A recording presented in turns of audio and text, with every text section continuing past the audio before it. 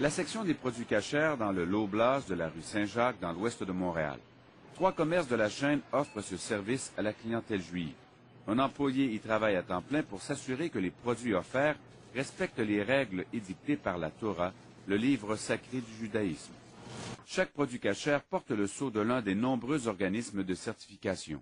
Par exemple, dans ce produit congelé, je vais regarder le COR avec son numéro. C'est ça ce qui me dit que, par exemple, ce produit-là vient de Toronto. Ça, c'est la certification cachère de Toronto. Toronto, c'est ça. C'est le Conseil orthodoxe rabbinique de Toronto. MK, c'est le sceau de Montréal Cachère, l'organisme de certification géré par le Conseil de la communauté juive de Montréal emploie près de 130 personnes, dont 9 rabbins et 100 superviseurs. Alors, la certification cachère, c'est assurer que les aliments qui vont être consommés par la communauté juive, qui respectent la cacheroute bien sûr, qui respectent les règles alimentaires de cacheroute, est surveillé et basé uniquement d'aliments cachers qui sont permis à la consommation. Les rabbins comme David Bannon s'assurent qu'aucun aliment interdit comme le porc n'entre en contact avec un produit cachère. Ils bénissent les matières premières et les lignes de production. On s'assure par des visites ou par, bien sûr en allant depuis le début, à partir de la fabrication, tous les ingrédients qui rentrent dans cet aliment, par exemple, s'assurer d'où est-ce qu'il provient et s'assurer que tout le long du processus de fabrication, il n'y a pas d'autres mélanges qui se font. Le marché des produits cachers connaît une progression fulgurante depuis quelques années au Québec. Plus de 550 entreprises, dont plusieurs importantes, ont obtenu la certification MK et les rabbins québécois ne fournissent pas à la demande. Vous ne vous en êtes probablement pas rendu compte en faisant votre épicerie, mais vous achetez des produits cachers tous les jours. Des petits pains de hamburger et des petits pains de hot dog qui sont cachers. Donc tous leurs pains hamburgers sont cachers. C'est ça, la plupart. C'est cachère? La désignation, le triangle K avec un D. Un D encore pour signifier comme quoi c'est un produit qui est fait ou avec des produits laitiers ou dans la machinerie qui a été utilisée pour les produits laitiers. Beaucoup des légumes emballés sont cachers. Par exemple, comme les petites carottes qui sont cachères, qui sont lavées cachères, d'une manière pour le rendre cachère. Les sceaux de certification ne sont pas toujours faciles à repérer, même pour l'œil averti. Celui-là est cachère. Celui-là? Dans le Minute Rice,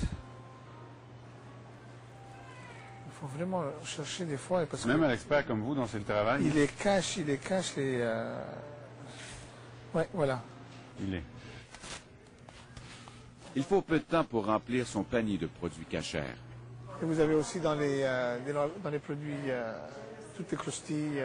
Ça aussi, hein? Oui, vous allez trouver, la plupart des croustilles sont marquées dairy. Ça c'est cachère, celui-là.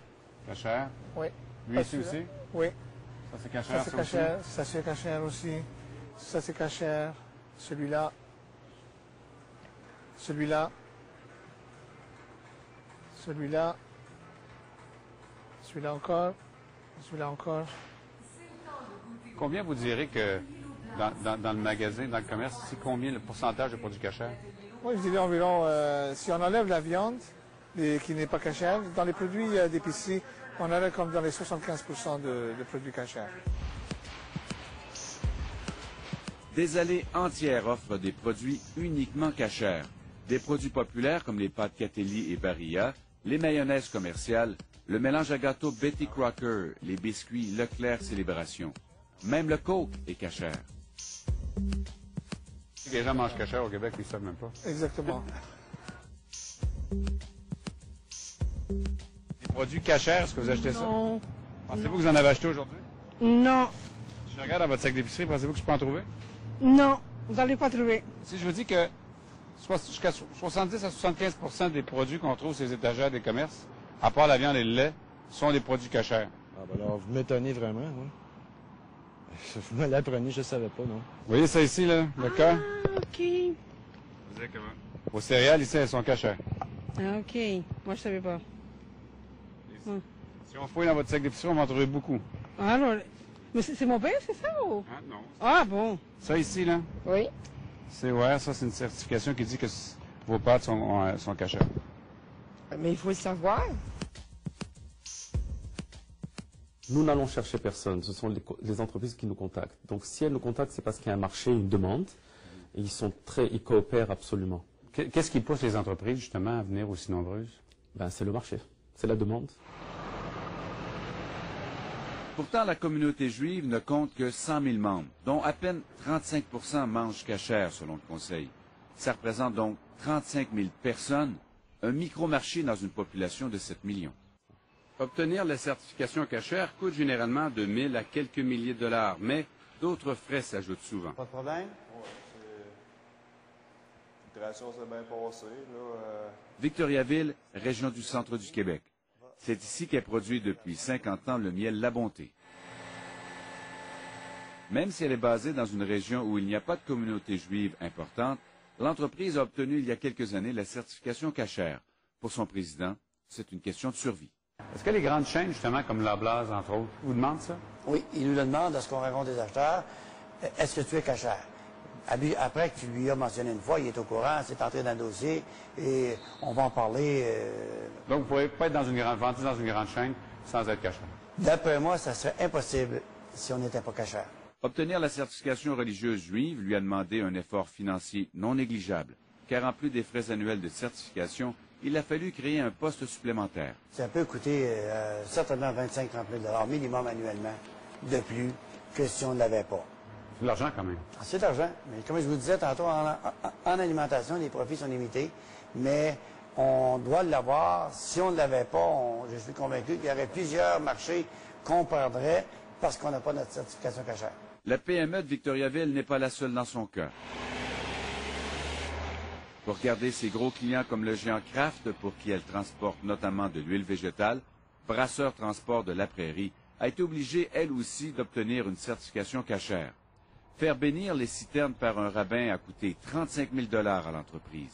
Et selon son président, Michel Brasseur, qui a refusé de nous accorder une entrevue à la caméra, maintenir la certification entraîne des frais supplémentaires de près de 15 000 $ par année.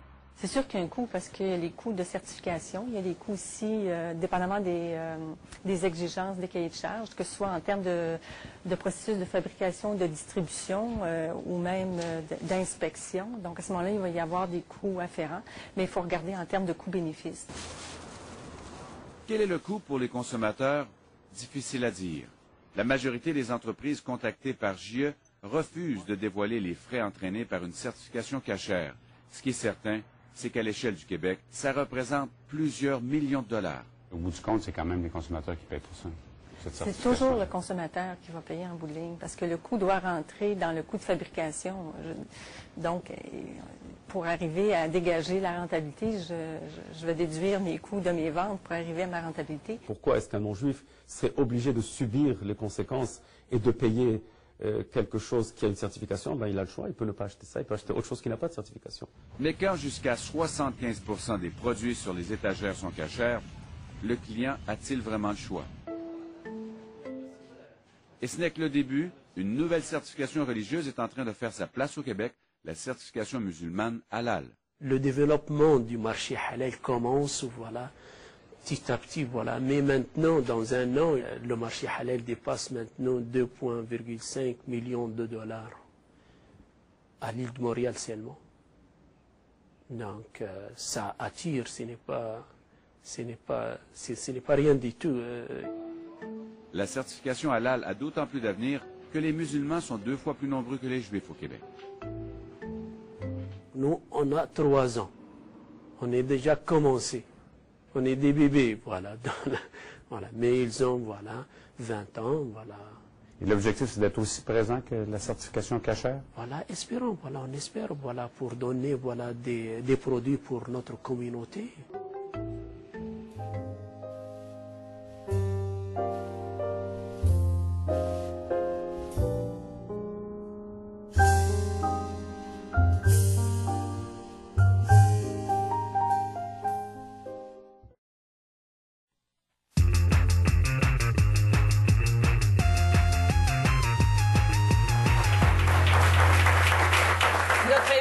recevoir le formidable Stéphane Archambault. Et voici notre première discussion, halal et cachère.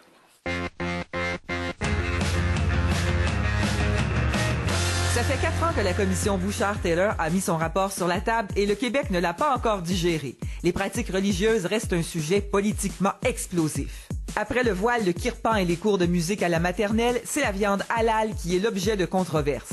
Certains hôpitaux et CPE préfèrent servir uniquement de la viande halal ou cachère plutôt que de cuisiner 2 repas distincts. Chez Olimel à Saint-Damas, tous les poulets trépassent au son de la prière musulmane.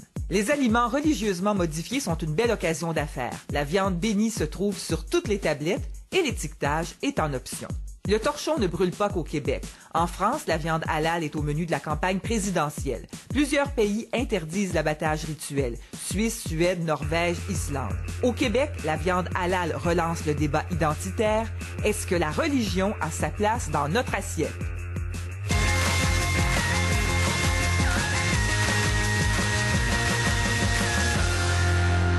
Et pour en discuter avec nous ce soir, on a invité Louise Mailloux, qui est professeure de philosophie au Cégep du Vieux-Montréal et l'auteur de l'essai « La laïcité, ça s'impose », et Daniel Weinstock, professeur de philosophie à l'Université de Montréal. Je vous le dis, ce soir, on est full philosophe sur le plateau. Bonsoir tous les deux, bonsoir. Bienvenue. Est-ce que la polémique, Daniel, la polémique autour du poulet halal qu'on a vraiment vécu de manière... vraiment intense, merci Antoine, intense la semaine dernière, est-ce qu'elle est exagérée? Ben, écoutez, je pense qu'elle est exagérée. Je veux faire une analogie. Si j'apprenais demain que dans le Provigo local, il y avait un prêtre qui s'amusait à faire le signe de la croix autour des aliments que je mangeais, je pense que ça me ferait plus rire qu'autre chose. Je me dirais, mais quelle perte de temps. Pour moi, je ne considérerais pas que la religion a été placée dans mon assiette parce qu'au fond, ces gestes n'ont aucune signification pour moi. S'ils ont de la signification pour des gens qui pratiquent une certaine religion, pour moi, c'est en quelque sorte un plus que nous puissions consommer le même aliment qui a une signification totalement neutre pour moi, c'est-à-dire il a perdu son temps en faisant le signe de la croix sur mon aliment, et par contre qui peut avoir une signification religieuse pour mon concitoyen catholique. Donc pour moi, c'est une affaire un peu exagérée, effectivement, une tempête dans un verre d'eau. Je cherche une métaphore qui me permettrait de placer de la viande là-dedans, je ne la trouve pas, mais je dois dire que ça ne m'énerve pas outre mesure que de savoir que cela se fait.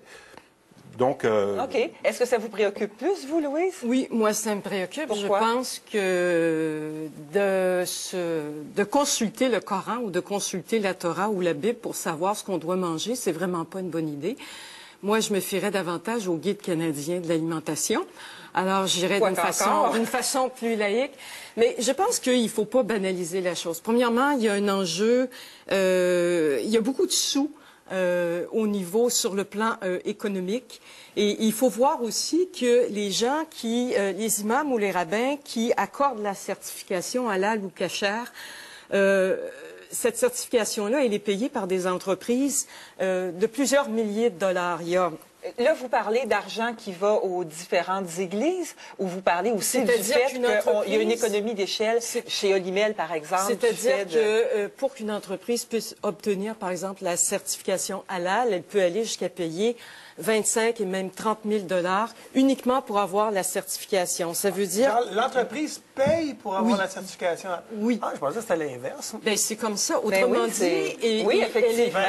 Elle est là, en quelque sorte, l'arnaque, c'est-à-dire qu'à ce moment-là, forcément, ce montant-là de la certification va être réinjecté, va se retrouver dans le coût de fabrication du poulet ou de la mayonnaise, donc, peu importe. tous, oui. Et c'est le consommateur, en bout de ligne, qui va payer une taxe. Et cette fois-ci, c'est pas la TVQ ou la TPS, c'est une taxe religieuse. C'est une taxe que nous payons directement, alors à la mosquée ou à la synagogue, ou en tout cas à des groupes religieux. Et ça a quelque chose à voir quelque part avec... Quelque part, c'est un vol. Parce que, en plus, au niveau d'étiquetage, les gens, pour ce qui est de l'halal, les gens ne savent pas quand ils achètent une viande, si elle est halal ou non. Donc, autrement dit, on rétribue ces gens-là, et même sans le savoir. Alors, Daniel? Plusieurs choses. D'abord, le consommateur a toujours un choix. Si un produit est plus dispendieux, du fait de se faire imposer une taxe de halal ou de cacheroute, ben, il peut toujours acheter le produit moins dispendieux. Si nous avions un monopole de la viande halal ou cachère au Québec, ça poserait peut-être problème. Je voudrais toucher également la question de l'étiquetage. Bon, alors voilà, venons-y. Moi, j'ai été très frappé par, disons, le caractère très sélectif. Je suis pour l'étiquetage. Plus de transparence est toujours mieux que moins. Mais tant qu'à étiqueter la viande halal ou cachère, étiquetons également des choses qui, du point de vue de la santé publique et du point de vue du traitement humanitaire des animaux, est autrement plus conséquent que la cacheroute ou le halal.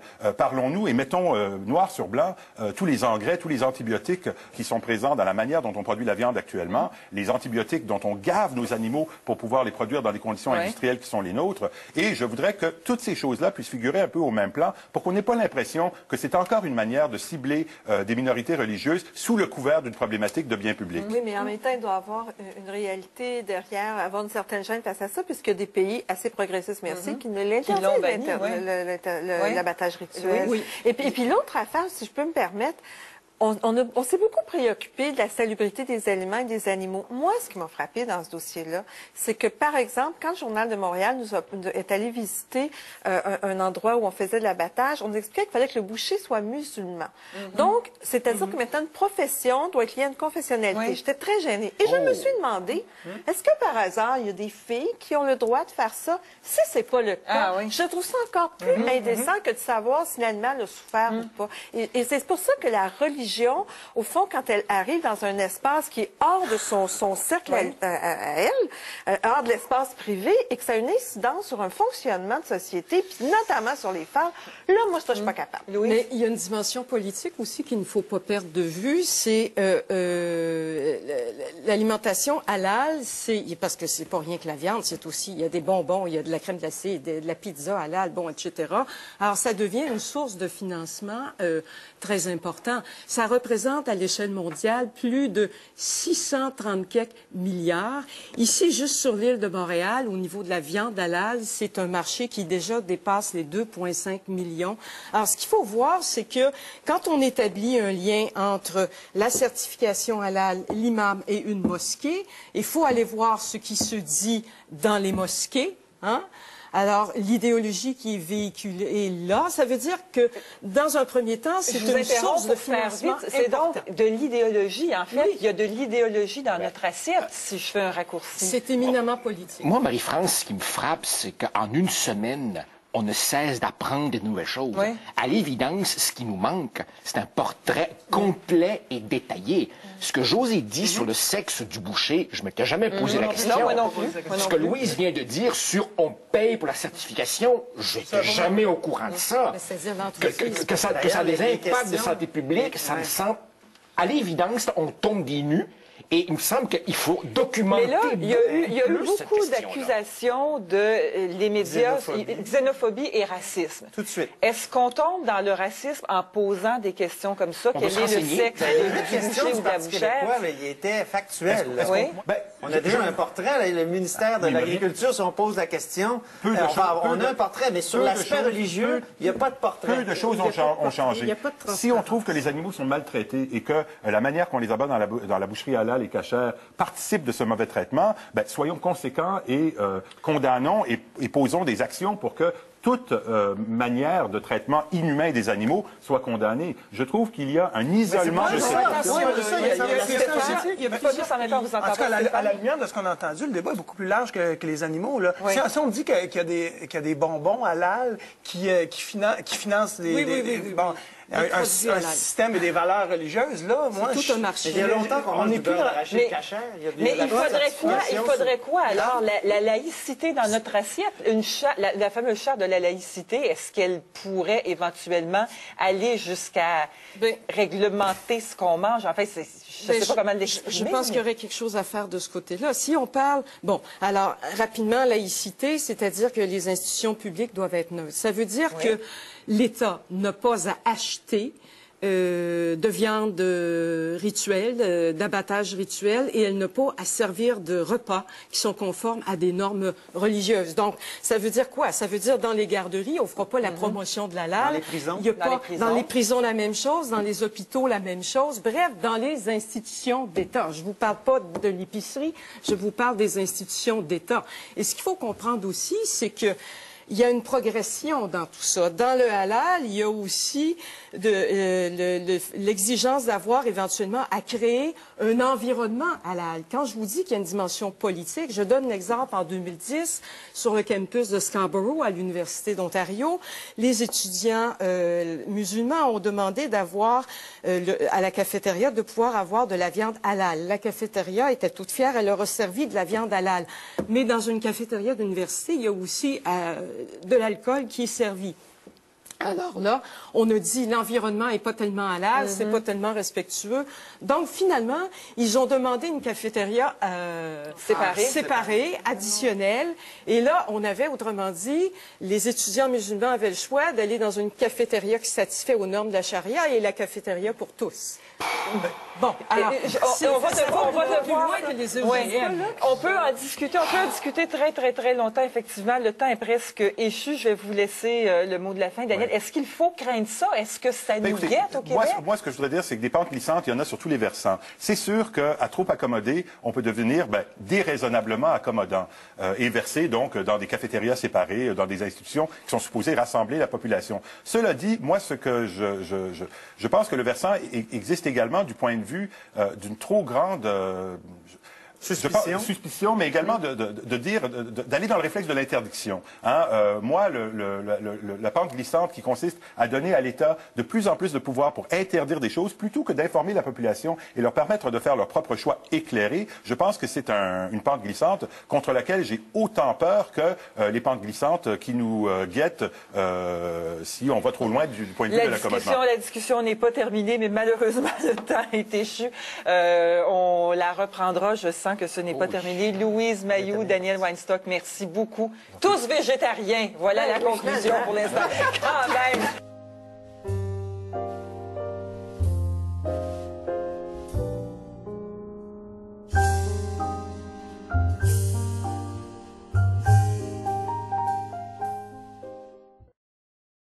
Marc Lebu est avec nous du site pointdebascule.org.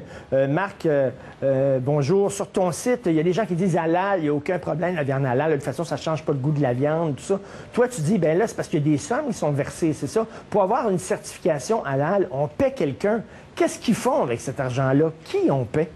Ben, en gros, ce qu'on a découvert et ce qu'on rapporte là, dans l'article ce matin, c'est que la MAC, la Muslim Association of Canada, qui est finalement les frères musulmans qui agissent ici au Québec et au Canada, ont pris le contrôle de l'agence de certification qui donne le sceau d'approbation, par exemple, à des abattoirs comme Olimel.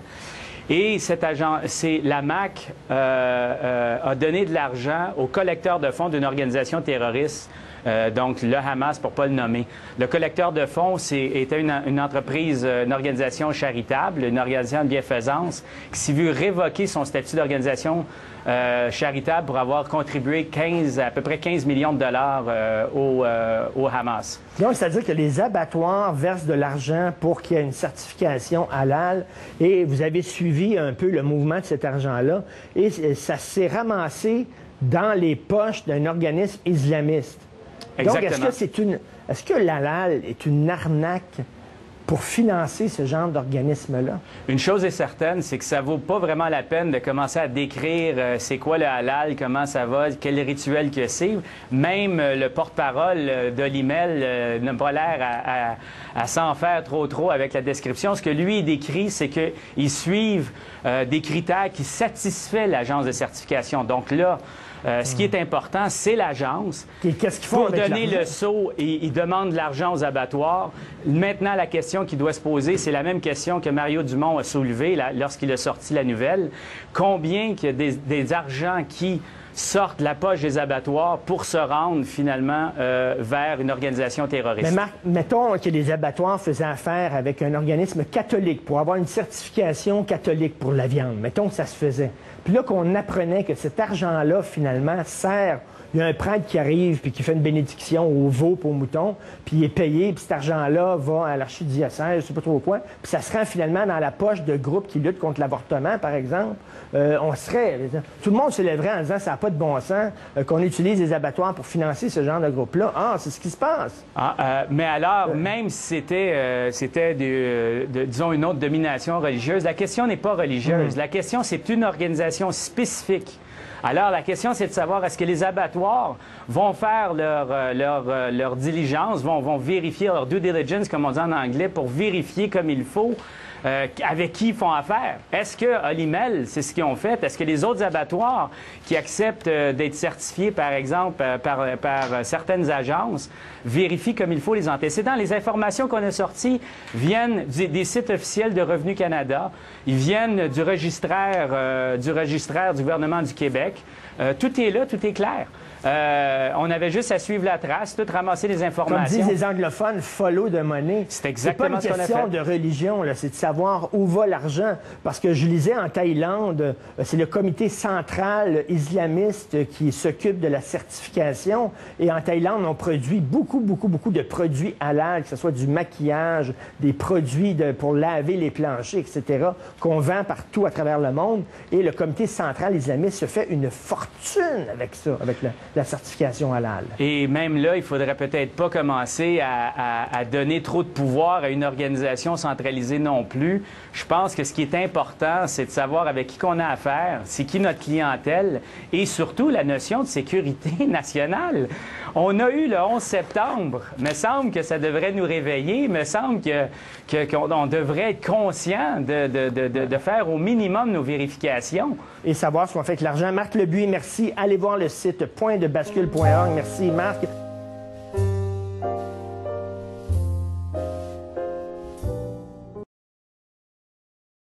Allez, tout petits, on va vous chanter de comment c'est que ça se passe dans un village québécois reculé par le tonnerre. You sais que les habitants se sont levés debout pour dire aux étranges que par chez eux, on n'est pas trop accommodant. Ah oui, aha. Arrive à la porte d'école un immigrant, ah oui, aha. J'ai Drouin lui a demandé ce qu'il voulait, ce qu'il souhaitait. Ah, je voudrais bien, monsieur. Ah, je voudrais bien. Ah ben il dit, tu peux oublier Pierre, on fait pas d'accommodement. Pendant une hache, comme nous autres, puis comme nous autres, sois un Québécois, mais l'autre tu cherches ton camp. Allez, oublie. Arrive au magasin un musulman, ah oui, J'ai Drouin lui a demandé ce qu'il voulait, ce qu'il souhaitait. Ah, je voudrais juste savoir. Je voudrais juste du petit bois. Ah ben il dit, t'auras pas d'accommodement, je vous connais les talibans. Je vous vendrai pas du bois de chauffage. On n'a pas le droit de brûler les femmes dans le village. Allez, oublie. Arrive à la boucherie un acidique, ah oui, J'ai Drouin lui a demandé ce qu'il voulait, ce qu'il souhaitait. Ah, je voudrais bien, monsieur. Je voudrais pas manger de porc. Ah ben il dit, mangez-en ben hardiment, on fait pas d'accommodement. Mangez du bacon comme nous autres et comme nous autres. Soyez Québécois et tout le monde va être content. Allez, oublie. Arrive au village un bouddhiste, un hindou, un hébreu, un mormon, un jéhovah, un baptiste et puis toute la gang. Ah oui, J'ai Drouin lui a demandé ce qu'il voulait, ce qu'il souhaitait. Ah, vous voudrez bien, monsieur. On voudrait pas fêter Noël. Ah ben il dit, pas question des sacrements, on fait pas d'accommodement. Fêtez donc Noël comme nous autres et comme nous autres, avec le petit Jésus, des cadeaux pis des sapins. Allez, oublie. Excusez-le.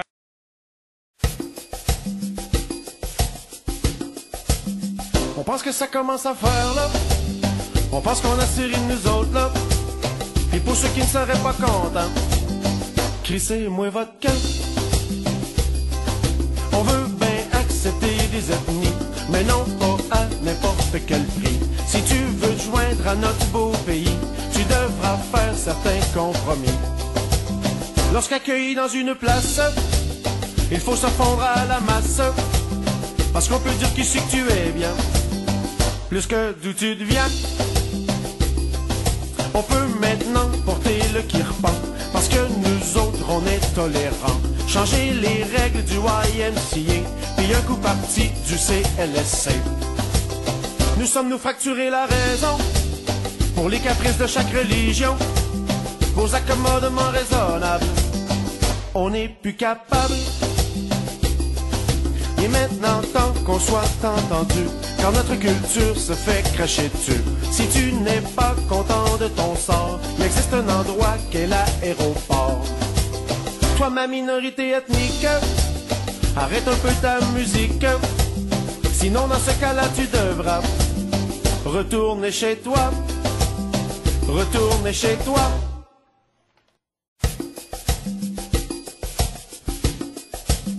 On pense que ça commence à faire là, on pense qu'on a série de nous autres là. Et pour ceux qui ne seraient pas contents, crissez-moi votre camp.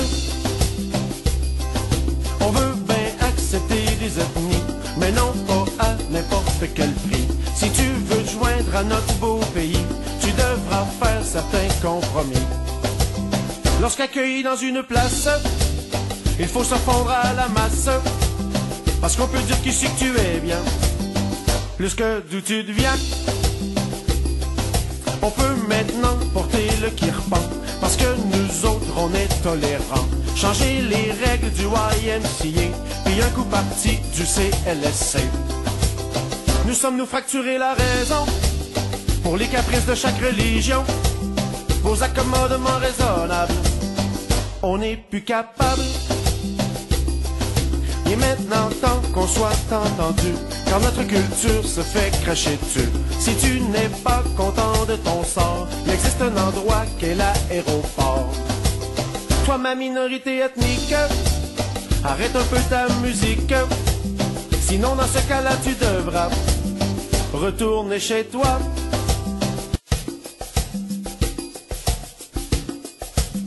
On pense que ça commence à faire là, on pense qu'on a série de nous autres là. Et pour ceux qui ne seraient pas contents, crissez-moi votre camp. On veut bien accepter des ethnies, mais non pas à n'importe quel prix. Si tu veux te joindre à notre beau pays, tu devras faire certains compromis. Lorsqu'accueilli dans une place, il faut se fondre à la masse, parce qu'on peut dire qu'ici que tu es bien, plus que d'où tu deviens.